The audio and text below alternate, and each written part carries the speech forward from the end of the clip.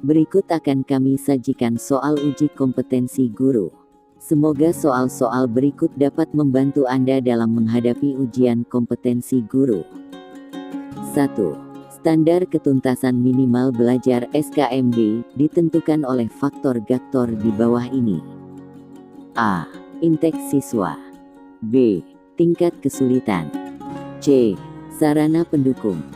D. Bakat dan minat siswa. E. Intake siswa, tingkat kesulitan dan sarana pendukung. Jawabannya adalah E. Intake siswa, tingkat kesulitan dan sarana pendukung. 2. Upaya guru dalam memanfaatkan hasil analisis untuk menentukan ketuntasan belajar antara lain sebagai berikut. A. Menentukan kriteria keberhasilan belajar. B. Mengklasifikasi siswa berdasarkan hasil capaian belajarnya. C. Mencari letak kelemahan secara umum dilihat dari kriteria keberhasilan yang diharapkan. D. Merencanakan pengajaran remedi. E. Mengadakan tes remedi. Jawabannya adalah C. Mencari letak kelemahan secara umum dilihat dari kriteria keberhasilan yang diharapkan. 3. Pemanfaatan fasilitas internet dalam pembelajaran yang digunakan untuk berkorespondensi antara seseorang dengan lainnya dimanapun dan kapanpun mereka berada. Dengan fasilitas ini mereka dapat saling mengirim dan menerima surat, gambar, suara, dan video. Fasilitas ini dapat pula mengirim lampiran berupa file yang berisi teks atau gambar. Selain itu, dengan fasilitas ini, pengguna dapat pula mengarsipkan surat-surat yang dianggap penting dengan menyimpannya pada folder yang disediakan untuk itu disebut dengan A. Teleconference. B. Email. C. Website. D. Chatting. E. Browsing. Jawabannya adalah B.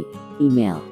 4. Berdasarkan Rencana Strategis, Renstra, Departemen Pendidikan Nasional tahun-tahun 2010 sampai tahun 2014 untuk dapat memberikan pelayanan prima, salah satu yang perlu dilakukan adalah pengembangan teknologi informasi dan komunikasi ICT, yang dilakukan melalui pendayagunaan ICT di bidang pendidikan yang mencakup peran di bawah ini kecuali A. ICT sebagai substansi pendidikan. B. Alat bantu pembelajaran, fasilitas pendidikan. C. Standar kompetensi, penunjang administrasi pendidikan. D. Alat bantu manajemen satuan pendidikan, dan infrastruktur pendidikan. E. Pengembangan bakat dan daya kreativitas siswa. Jawabannya adalah E. Pengembangan bakat dan daya kreativitas siswa. 5. Kegiatan guru dalam melibatkan peserta didik mencari informasi yang luas dan dalam tentang topik tema materi yang akan dipelajari dengan menerapkan prinsip alam belajar dari aneka sumber, menggunakan beragam pendekatan pembelajaran, media pembelajaran, dan sumber belajar lain, memfasilitasi terjadinya interaksi antar peserta didik serta antara peserta didik dengan guru, lingkungan, dan sumber belajar lainnya, melibatkan peserta didik secara aktif dalam setiap kegiatan pembelajaran, dan memfasilitasi peserta didik melakukan percobaan di laboratorium, studio, atau lapangan disebut kegiatan. A. Elaborasi. B. Eksplorasi. C. Konfirmasi. D. Browsing. E. Contextual teaching learning. Jawabannya adalah B. Eksplorasi. 6. Salah satu contoh kegiatan guru dalam kegiatan elaborasi dalam komunikasi pembelajaran dengan para siswa, yaitu A. Memberikan umpan balik positif dan penguatan dalam bentuk lisan, tulisan, isyarat, maupun hadiah terhadap keberhasilan peserta didik. B. Memfasilitasi peserta didik melakukan kegiatan yang menumbuhkan kebanggaan dan rasa percaya diri peserta didik. C. Memberikan konfirmasi terhadap hasil eksplorasi dan elaborasi peserta didik melalui berbagai sumber. D. Memfasilitasi peserta didik melakukan refleksi untuk memperoleh pengalaman belajar yang telah dilakukan. E. Memfasilitasi peserta didik untuk memperoleh pengalaman yang bermakna dalam mencapai kompetensi dasar. Jawabannya adalah B. Memfasilitasi peserta didik melakukan kegiatan yang menumbuhkan kebanggaan dan rasa percaya diri peserta didik. 7. Berkomunikasi secara efektif, empatik dan santun dengan peserta didik dengan bahasa yang khas dalam interaksi pembelajaran yang terbangun secara siklikal, yaitu dengan alur sebagai berikut. A. 1. Memberikan pertanyaan atau tugas sebagai undangan kepada peserta didik untuk merespon. 2. Penyiapan kondisi psikologis peserta didik. 3. Respons peserta didik untuk merespons. 4. Reaksi guru terhadap respons peserta didik. B. 1. Reaksi guru terhadap respons peserta didik. 2. Penyiapan kondisi psikologis peserta didik. 3. Memberikan pertanyaan atau tugas sebagai undangan kepada peserta didik untuk merespon. 4. Respons peserta didik untuk merespons. C. 1. Memberikan pertanyaan atau tugas sebagai undangan kepada peserta didik untuk merespon. 2. Respons peserta didik untuk merespons. 3. Reaksi guru terhadap respons peserta didik. 4. Penyiapan kondisi psikologis peserta didik. D. 1. Memberikan pertanyaan atau tugas sebagai undangan kepada peserta didik untuk merespon. 2. Respons peserta didik untuk merespons. 3. Reaksi guru terhadap respons peserta didik. 4. Penyiapan kondisi psikologis peserta didik. E. 1. Penyiapan kondisi psikologis peserta didik. 2. Memberikan pertanyaan atau tugas sebagai undangan kepada peserta didik untuk merespon. 3. Respons peserta didik untuk merespons. 4. Reaksi guru terhadap respons peserta didik. Jawabannya adalah E. 1. Penyiapan kondisi psikologis peserta didik. 2. Memberikan pertanyaan atau tugas sebagai undangan kepada peserta didik untuk merespon. 3. Respons peserta didik untuk merespons. 4. Reaksi guru terhadap respons peserta didik. 8. Dalam kaitannya dengan upaya untuk memotivasi belajar siswa dan agar proses pembelajaran berlangsung efektif, maka guru perlu mengacu pada A. Metode pembelajaran. B. Pendekatan pembelajaran. C. Strategi pembelajaran. D. Gaya pembelajaran. E. Kemampuan belajar. F. Jawabannya adalah C. Strategi pembelajaran. 9. Jenis-jenis pembelajaran dapat diklasifikasikan sebagai berikut. A. Fakta, konsep, prinsip, prosedur, sikap. B. Fakta, konsep, prinsip, definisi, aksioma. C. Fakta, konsep, prinsip, definisi, prosedur. D. Fakta, konsep, definisi, aksioma, prosedur. E. Konsep, definisi, aksioma, prosedur, fungsi. Jawabannya adalah B. Fakta, konsep, prinsip, definisi, aksioma. 10. Untuk memudahkan penetapan materi pembelajaran, dapat mengacu pada rumusan. A. Kompetensi dasar. B.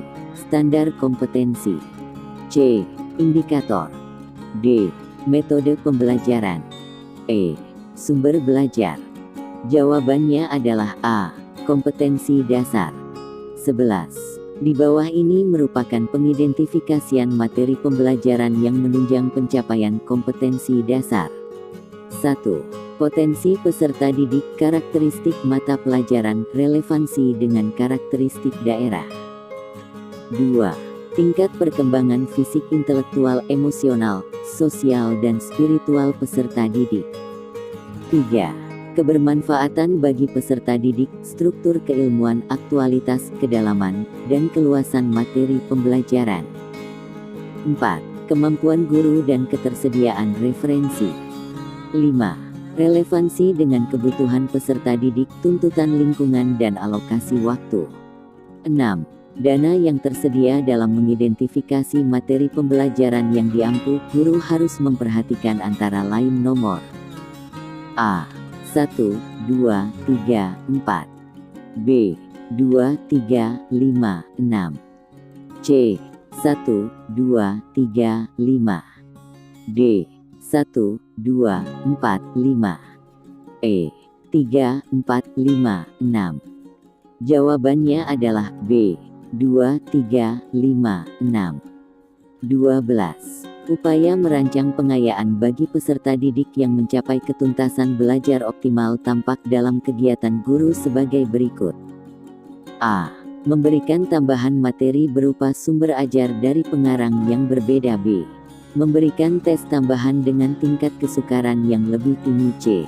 Memberikan tambahan sumber bacaan yang lebih mendalam dan tingkat variasi yang tinggi. Berikut instrumen tesnya yang sesuai. D. Diberikan materi bahan ajar yang lebih tinggi tingkatannya dan pengerjaan soal-soalnya yang memiliki kesulitan tinggi. E. Memberikan tambahan materi berupa sumber ajar dari penerbit yang berbeda. Jawabannya adalah D. Diberikan materi bahan ajar yang lebih tinggi tingkatannya dan pengerjaan soal-soalnya yang memiliki kesulitan tinggi. 13. Dalam melakukan evaluasi proses dan hasil belajar, seorang guru perlu memperhatikan hal-hal sebagai berikut. A. Semua indikator ditagih dengan berbagai teknik penilaian, analisa hasil penilaian, melaksanakan program perbaikan dan pengayaan. B. Melaksanakan program perbaikan dan pengayaan, analisa hasil penilaian, sebagian indikator ditagih dengan berbagai teknik penilaian. C. Analisa hasil penilaian, belum melaksanakan program perbaikan dan pengayaan, semua indikator ditagih dengan berbagai teknik penilaian. D. Melaksanakan hasil penilaian dan melaksanakan program perbaikan dan pengayaan. E. Semua indikator ditagih dengan berbagai teknik penilaian dan melaksanakan analisa hasil penilaian. Jawabannya adalah E. Semua indikator ditagih dengan berbagai teknik penilaian dan melaksanakan analisa hasil penilaian. 14.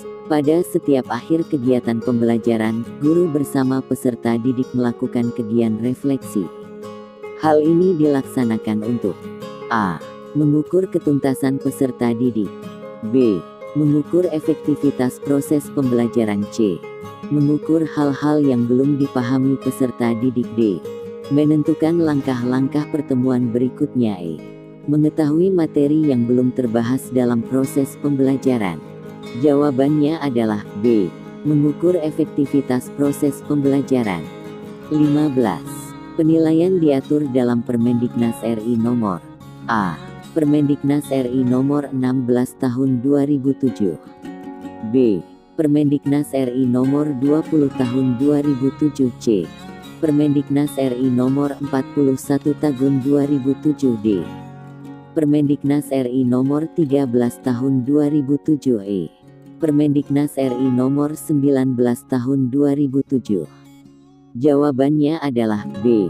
Permendiknas RI nomor 20 tahun 2007. 16. Untuk menghindari penilaian yang subjektif dan untuk memudahkan guru dalam menilai prestasi yang dicapai peserta didik, maka dalam penilaian ranah psikomotor guru menggunakan A. Soal pilihan ganda. B. Soal jawaban singkat. C.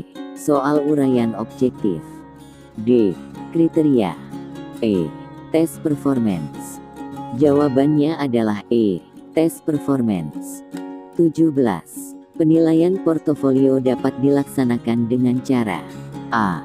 Memberikan penilaian menyeluruh terhadap tugas-tugas peserta didik. B. Mengumpulkan lembaran-lembaran jawaban hasil tes harian dan ulangan akhir semester tiap peserta didik. C. Mengumpulkan hasil kerja masing-masing peserta didik yang telah diberikan masukan baik oleh guru dan rekan peserta didik dalam suatu album sebagai bukti hasil belajar. D. Mengumpulkan lembaran-lembaran jawaban hasil ulangan tiap peserta didik untuk melihat kesulitan peserta didik dalam memahami pokok bahasan tertentu dan kemudian diberikan pembelajaran dan tes remedi. E. Mengumpulkan lembaran-lembaran hasil pekerjaan tugas, gambar-gambar dan hasil ulangan tiap peserta didik. Jawabannya adalah C. Mengumpulkan hasil kerja masing-masing peserta didik yang telah diberikan masukan baik oleh guru dan rekan peserta didik dalam suatu album sebagai bukti hasil belajar. 18. Dalam mengembangkan instrumen penilaian dan evaluasi proses dan hasil belajar, harus memperhatikan A.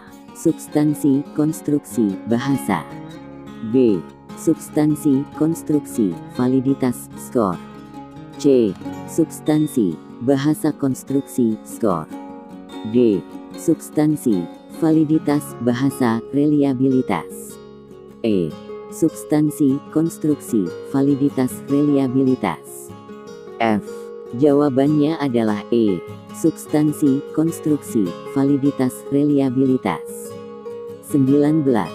Di bawah ini yang merupakan ciri dari penilaian kelas adalah A. Penentuan tujuan tes, penyusunan kisi-kisi tes, penulisan soal, penelaahan soal, perakitan soal, analisis soal. B. Penyusunan kisi-kisi tes, penulisan kartu soal, penelaahan soal, perakitan soal, penyajian tes, scoring, pelaporan hasil tes. C. Belajar tuntas, penilaian otentik, berkesinambungan berdasarkan acuan norma, menggunakan berbagai teknik dan instrumen penilaian. D. Belajar tuntas, penilaian otentik, berkesinambungan berdasarkan acuan kriteria, menggunakan berbagai teknik dan instrumen penilaian. E. Tes tertulis, tes lisan, tes praktik atau tes kinerja, tugas proyek, portofolio. Jawabannya adalah D. Belajar tuntas, penilaian otentik, berkesinambungan berdasarkan acuan kriteria, menggunakan berbagai teknik dan instrumen penilaian. 20. Pernyataan-pernyataan di bawah ini yang betul adalah A. Penilaian hasil belajar oleh pendidik digunakan untuk menilai pencapaian kompetensi peserta didik, bahan laporan hasil belajar, dan memperbaiki proses pembelajaran. B.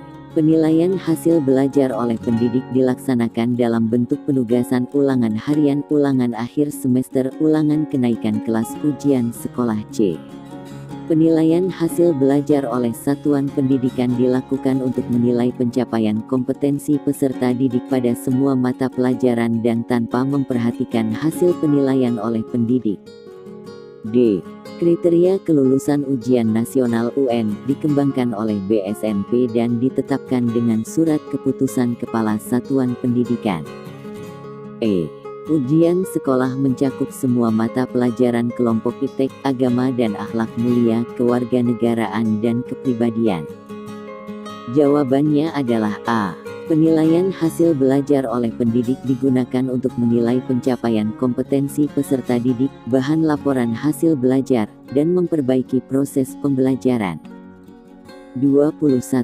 Untuk memperoleh penilaian hasil belajar yang baik meliputi aspek A. Kepribadian, kognitif, afektif. B. Kognitif, kepribadian, psikomotor. C. Afektif, kognitif, mental. D. Kognitif, psikomotor, afektif. E. Psikomotor, kognitif, minat. Jawabannya adalah D. Kognitif, psikomotor, afektif. 22. Upaya guru dalam memberikan kesempatan kepada siswa untuk merefleksikan pengalaman belajar yang telah dialami yang paling optimal adalah dengan cara A. Guru memberikan tes atau pekerjaan rumah setiap akhir pelajaran. B. Guru menggunakan pertanyaan terarah maupun pertanyaan bersifat penelusuran saat pembelajaran berlangsung. C. Guru mewawancarai tiap siswa tentang capaian atau masalah belajar yang dihadapi siswa dalam belajar. D. Guru menugaskan siswa untuk menuliskan kesulitan siswa dalam belajar. Jawabannya adalah D. Guru menugaskan siswa untuk menuliskan kesulitan siswa dalam belajar. 23. Penilaian proses secara berkesinambungan oleh guru dapat dilakukan dengan cara A. Memberikan penilaian terhadap aktivitas, tahap kemajuan dan hasil kerja siswa dari proses belajar di kelas maupun di luar kelas. B. Memberikan pre-tes maupun post-tes secara tertulis setiap kali proses pembelajaran. C. Mengadakan ulangan harian rutin secara terjadwal. D. Mengadakan ulangan harian tanpa pemberitahuan terlebih dahulu kepada siswa. E. Mengadakan ulangan tengah semester dan akhir semester. Jawabannya adalah B. Memberikan pre-tes maupun post-tes secara tertulis setiap kali proses pembelajaran. 24. Penilaian merupakan salah satu proses penting dalam penilaian. Prinsip-prinsip penilaian yang harus dipedomani adalah penilaian harus dilaksanakan secara a. Sahih, valid, adil, terbuka, bermakna, menyeluruh, terpadu, berkesinambungan, objektif, efisien dan efektif, sistematis, akuntabel. B. Terbuka, bermakna, adil, sahih, valid, efisien dan efektif, menyeluruh, terpadu, akuntabel, menggunakan acuan norma. C. Sahih, valid, adil, terbuka, bermakna, objektif dan efisien, berkesinambungan, terpadu. Menyeluruh. D. Terbuka, adil, bermakna, menyeluruh, objektif, efektif dan efisien, terpadu. Berkesinambungan, adil. E. Sahih, valid, adil, objektif, terbuka, bermakna, menyeluruh, berkesinambungan, terpadu, sistematis, menggunakan acuan kriteria, akuntabel. Jawabannya adalah E. Sahih, valid, adil, objektif, terbuka, bermakna, menyeluruh, berkesinambungan, terpadu, sistematis, menggunakan acuan kriteria, akuntabel. 25. Sebelum merumuskan tujuan pembelajaran, hal yang harus dilakukan adalah a. Menentukan alat bahan, sumber belajar yang digunakan. B. Menyusun kriteria penilaian, lembar pengamatan, contoh soal teknik penskoran. C. Mengidentifikasi materi ajar berdasarkan materi pokok pembelajaran yang terdapat dalam silabus. D. Menentukan metode pembelajaran yang akan digunakan. E. Menentukan SKKD dan indikator yang akan digunakan terdapat pada silabus yang telah disusun. Jawabannya adalah B.